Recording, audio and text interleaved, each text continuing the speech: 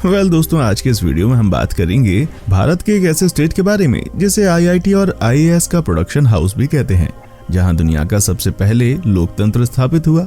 इस प्रदेश दुनिया के सबसे पुराने रहने वाले स्थानों में से एक है और इतिहास में सबसे महान राज्यों में से एक था, लेकिन आज ये एक गरीब राज्य के रूप में लोकप्रिय है।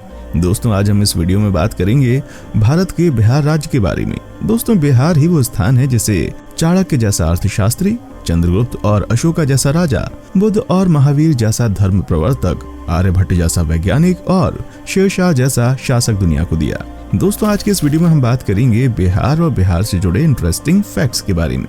वीडियो शुरू करने से पहले आपसे एक रिक्वेस्ट है, अगर आप इस चैनल पर नए हैं तो प्लीज वीडियो को लाइक और चैनल को सब्सक्राइब कर दीजिए।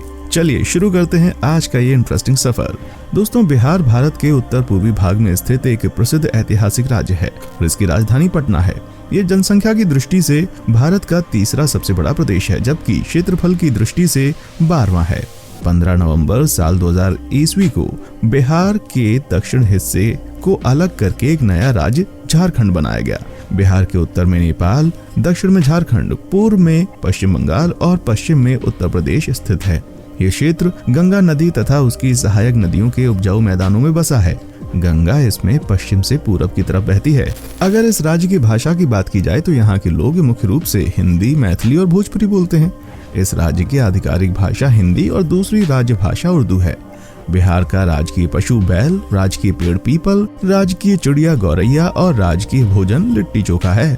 अगर बिहार के क्षेत्रफल की बात की जाए तो बिहार के क्षेत्रफल जो है वो है 94,163 वर्ग किलोमीटर, जो कि भारत का 13वां सबसे बड़ा राज्य है। जनसंख्या की बात करें तो यहाँ की जनसंख्या 2011 की जनगणना के अनुसार करीब 10 करोड़ के आसपास है। जनसंख्या घनत्व 2850 प्रति वर्ग किलोमीटर है। इस राज्य की प्रति व्यक्ति आय 38,860 रुपए है। दोस्तों, इस बात से आपको हैरानी होगी कि देश में उत्तर प्रदेश के बाद सबसे अधिक आईएएस अधिकारी बिहार की भूमि से ही निकलते हैं। दिमाग में बिहारी बहुत तेज होते हैं। माना जाता है बिहारियों की गणित बहुत तेज होती है। उनका दिमाग बहुत ही तेज गति से चलता है। हालांकि 1990 के पहले आईएएस अधिकारियों के मामले में बिहार पहले स्थान पर था, लेकिन उसके बाद से इसमें गिरावट आने लगी। बिहार के छात्रों का ध्यान अब आईटी सेक्टर में अधिक लग रहा है, लेकिन पिछले कुछ सालों से दोबारा से बिहारी छात्रों में आईएएस के प्रति रुचि देखने को मिल रही है। शून्य के बिना गणित का क्या मोल है, ये किसी को बताने की आवश्यकता नहीं। दुनिया को शून्य देने वाले आर्यभट्ट का जन्म स्थली भी बिहार ही है। शायद यही कारण है कि आज भी बिहार के लोगों की गणित बहुत तेज होती है। वो गणित में माहिर होते हैं। आपको जानकर हैरानी होगी, लेकिन ये सच है कि सिर्फ इतिहास के पन्नों पर ही नहीं बल्कि वर्तमान में भी बिहार दुनिया में जगमगा रहा है। बिहार की राजधानी पटना में दुनिया का सबसे बड़ा वाईफाई रेंज जोन है।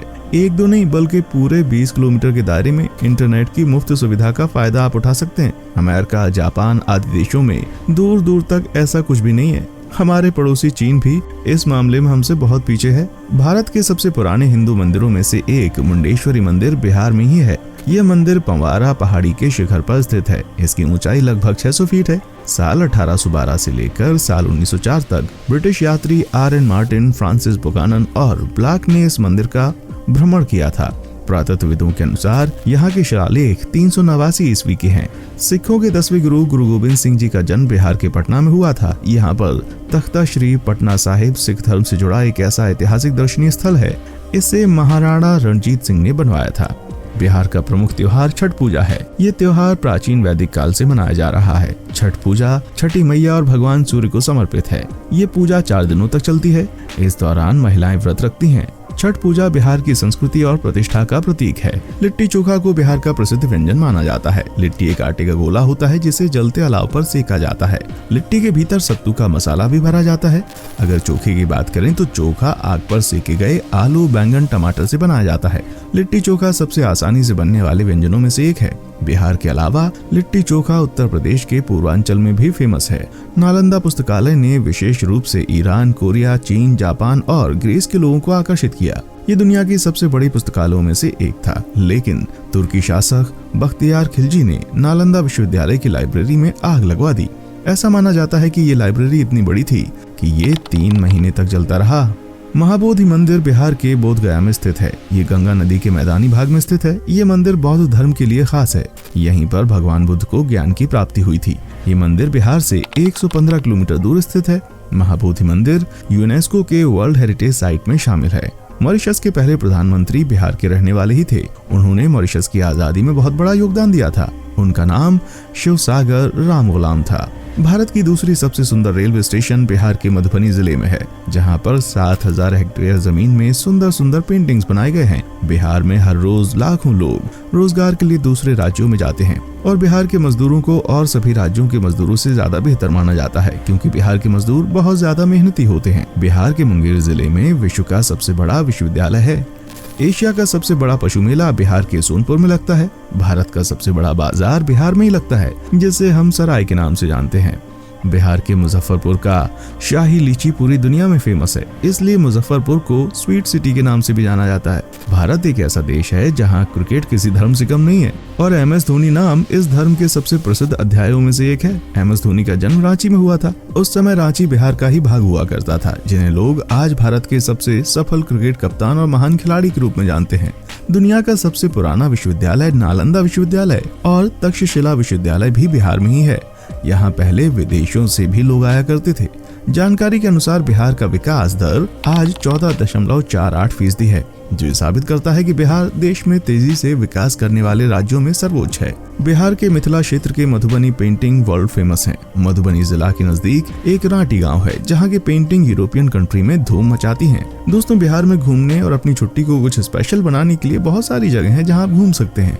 अब हम आपको बिहार की कुछ फेमस टूरिस्ट प्लेसेस के बारे में बताते हैं। नालंदा। भारत का सबसे पुराना विश्वविद्यालय नालंदा बिहार में घूमने के लिए एक महत्वपूर्ण स्थल है। ऐसा माना जाता है कि अंतिम और सबसे प्रसिद्ध जैन तीर्थंकर महावीर ने यहाँ 14 मानसून सीजन बिताए थे। कहा जाता है बुद्ध ने नालंदा में आम के बाग के पास भाषण दिया था। इस शिक्षा केंद्र की ख्याति इस हद तक थी कि प्रसिद्ध चीनी यात्री हुएन त्सांग ने यहाँ का दौरा किया और यहाँ कम से कम वो 2 साल तक रहे। यहाँ तक कि इस स्थान की महिमा ऐसी है कि एक अन्य प्रसिद्ध चीनी यात्री आई त्जिंग नालंदा में लगभग 10 वर्षों तक रहे। आज नालंदा के अधिकांश हिस्से खंडहर में पड़े हैं, लेकिन ये जगह निश्चित रूप से देखने लायक है। पटना। गंगा के दक्षिणी तट पर स्थित पटना बिहार का सबसे बड़ा शहर है।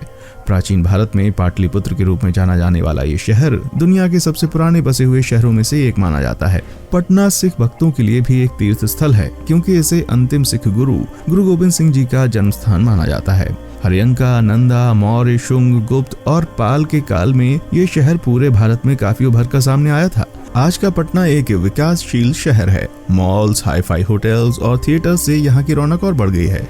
कुम्हरार, आगम कुआं, दीदारगंज, यक्षी, तख्त श्री पटना साहिब, गुरुद्वारा पहला बड़ा, गुरुद्वारा गोविंद घाट, गुरुद्वारा गुरु का बाग, गुरुद्वारा बाब लीला, पटना संग्रहालय, किला हाउस यहाँ के प्रमुख आकर्षण है।